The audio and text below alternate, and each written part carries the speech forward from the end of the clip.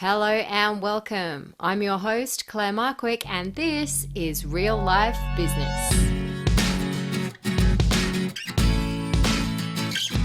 Hello and welcome to episode number 18 of the Real Life Business Podcast, the show that helps you balance running your business with everything else that goes on in our lives to create a lifestyle that we want to be living rather than having our business take over our life.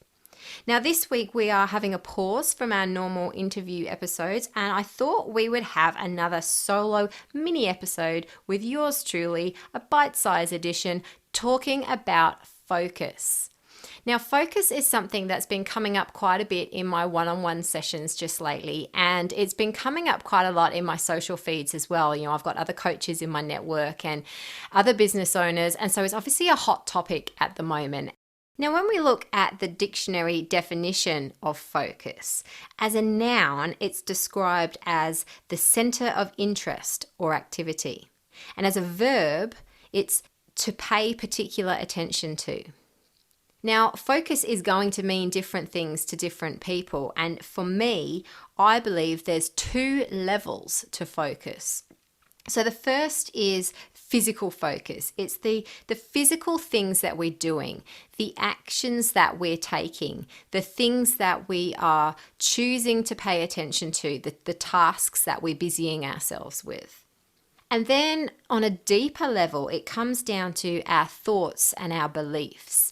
Now, this is something that is very often more unconscious. You know, we don't always think about what we're thinking.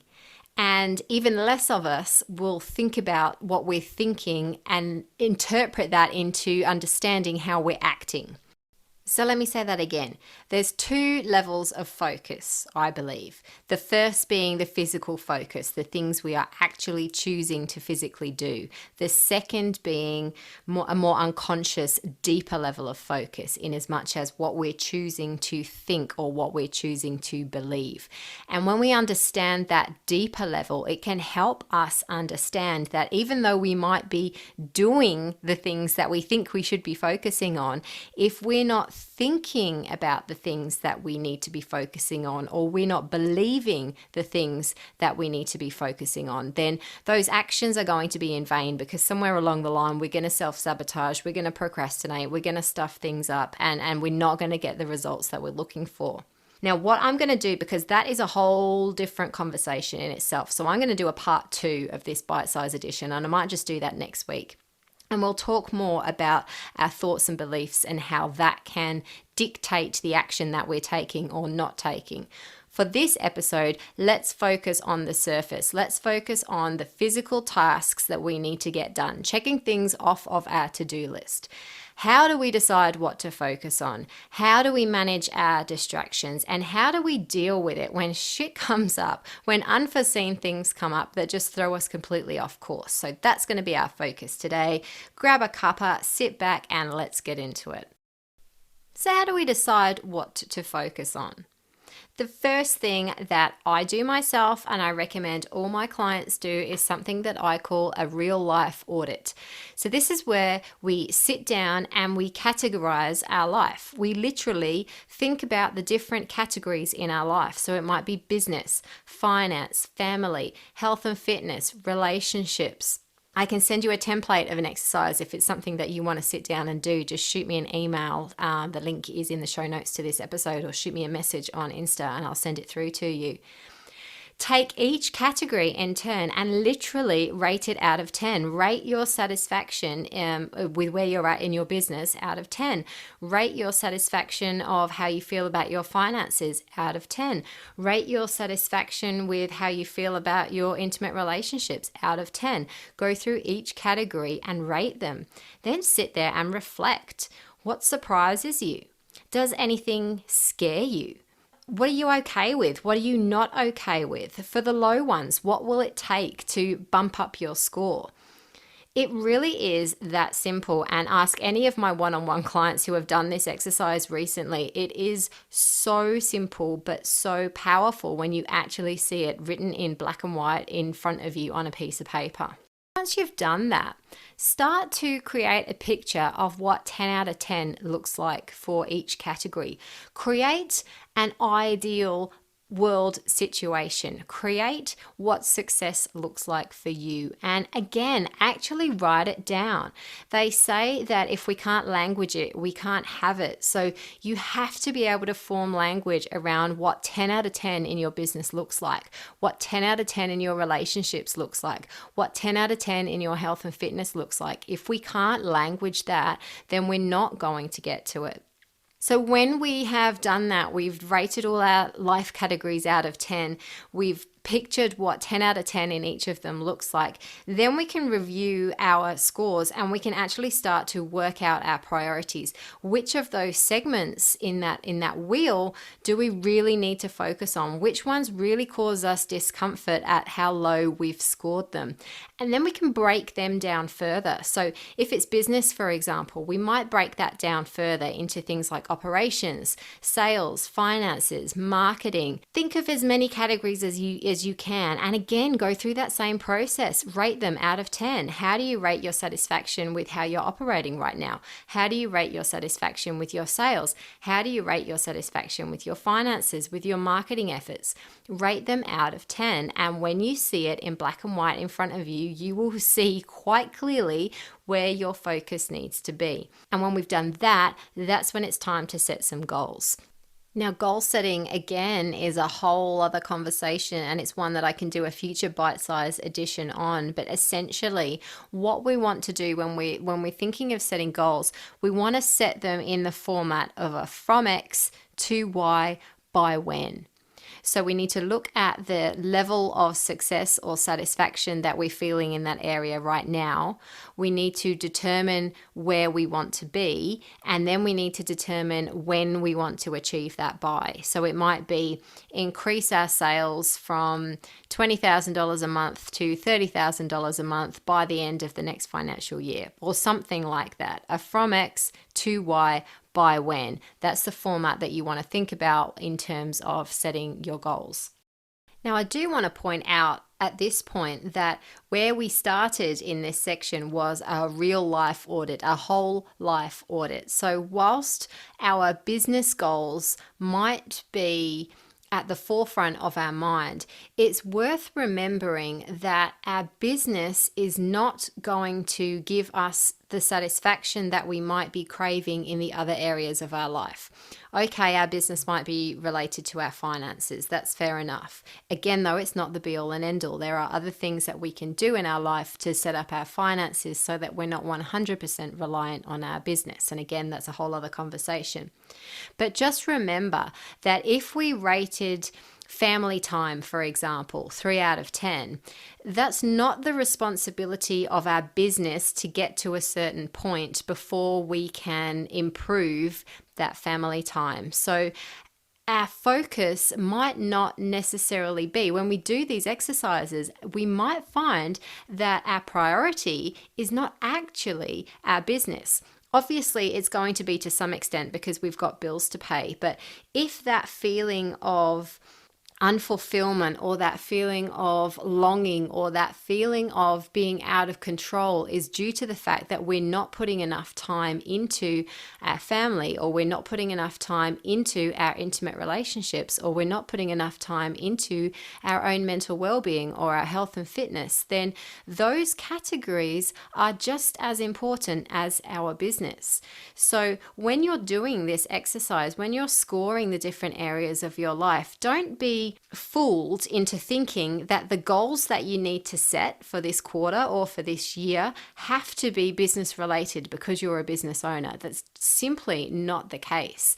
How I work, the whole philosophy of how I work, is creating a business that meets the needs of our lifestyle. And it's a holistic view of the fact that there are many different areas in our lives that are going to cause us pain or are going to cause us satisfaction. And it's not the job of our business to make sure all our little boxes are ticked. So just a little reminder one more time, then I'll shut up about this. If you've rated your business 8 out of 10, but you're still feeling unsatisfied or that you're still feeling that there's something missing, look at some of your other segments. Maybe that will give you clues as to where your priority and your focus needs to be. Okay, so we've done our life audit, we've done our scores, we've worked out our priority areas, we've broken them down further, we've worked out our priorities within our priority segments, and we've set some goals. How do we make sure we stay on track? How do we make sure we can manage our distractions and achieve what we've set out to achieve? Now, this comes down to a couple of things. Firstly, we need to remember that we are only human. There are only so many hours in the day, and we do have other things going on other than those goals we've set for ourselves. So we need to be kind to ourselves, and we need to appreciate that we cannot do everything all at once.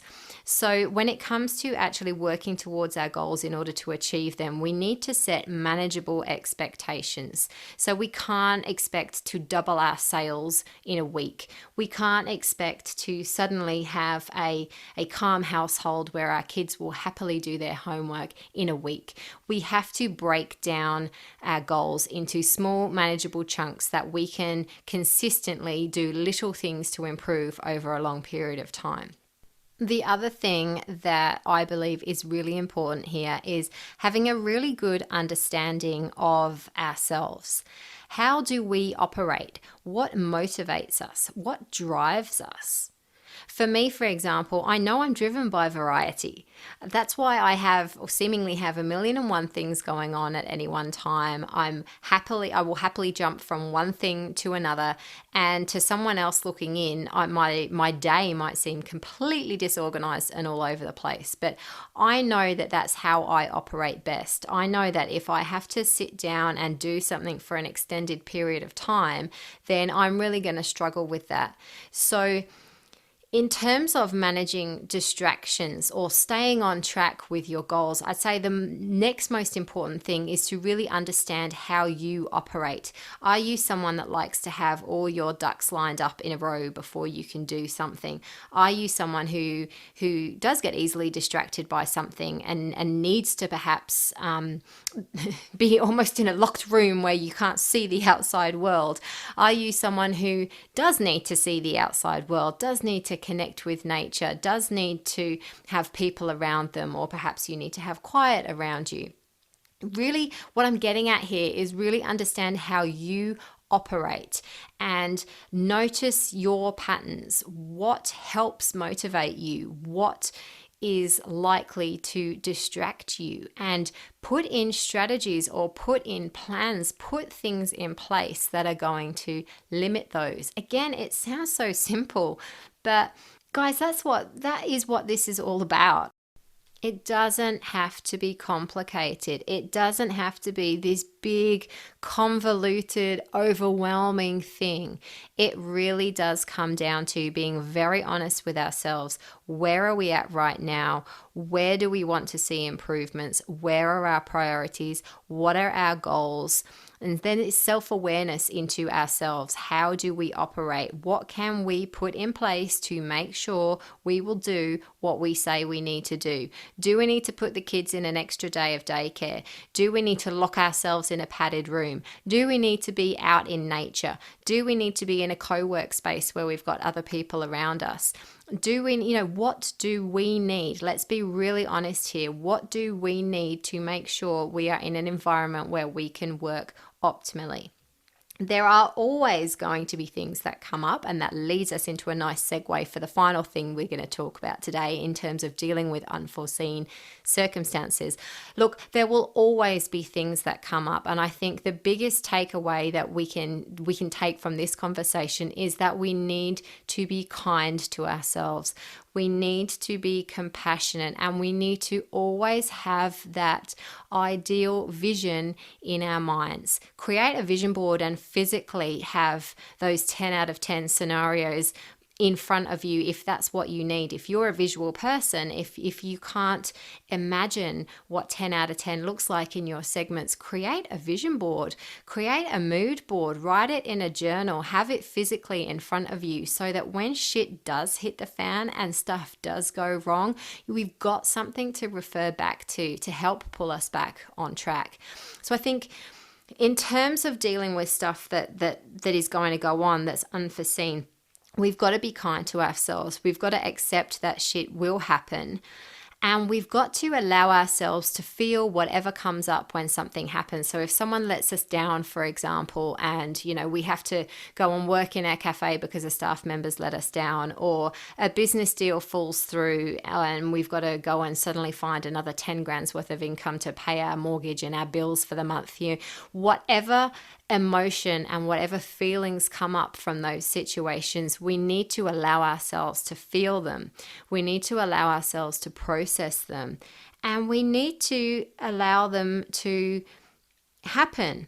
And when we've done that, then it's time to regroup, to reflect, and to refocus. So to hone in on that vision again, to look back at our audit, to remind ourselves, what were our goals? What are we focusing on? We can't expect to just push through the shit. I know that myself. I've had the last couple of months have been quiet in my business because I've needed that space. I've needed that time to deal with what's going on. And that is going to happen. So I'm going to wrap up there. I think what we've covered today has been hopefully a really interesting and really valuable conversation. Let's do a real quick recap. Break down your entire life into categories. Rate those categories. Rate your satisfaction of those categories out of 10. Break those low scoring categories down even further into subcategories. Rate them out of 10. When you've done that, you're going to see where your focus needs to be. You're going to see what your priorities are, because you're going to see in paper in front of you which one of those areas makes you feel uncomfortable, makes you feel discomfort and pain, and they're the ones that need to be focused on. Set some goals. And then know yourself. Set yourself up for success. And we're going to talk a bit more about that next week when we go into beliefs and our thought processes. But set yourself up physically for success. Make sure that on a day where you have set something to do, you have set the environment up as best you can to succeed. But remember that shit does happen, shit will happen, and the biggest thing you can do for yourself then is view yourself with kindness, view yourself with compassion. Push that judgment, push that fear, push that anxiety away. Just be kind, be compassionate, and rock forth. Refocus, reflect, review when you have to. If there is anything that has come up for you, please feel free to reach out. You can email me at claire@reignitepc.com.au. You can connect with me on socials. We're most active on Instagram. And if you want to chat through anything that might have come up today, then there is a booking link in the show notes to this episode for a complimentary 30-minute business bouncing session with me. If you haven't already, please like and subscribe on your podcast app of choice. And remember to share this episode with someone in your network that you feel might need to hear it. All right, I'll be back in your ears real soon. And until then, bye-bye.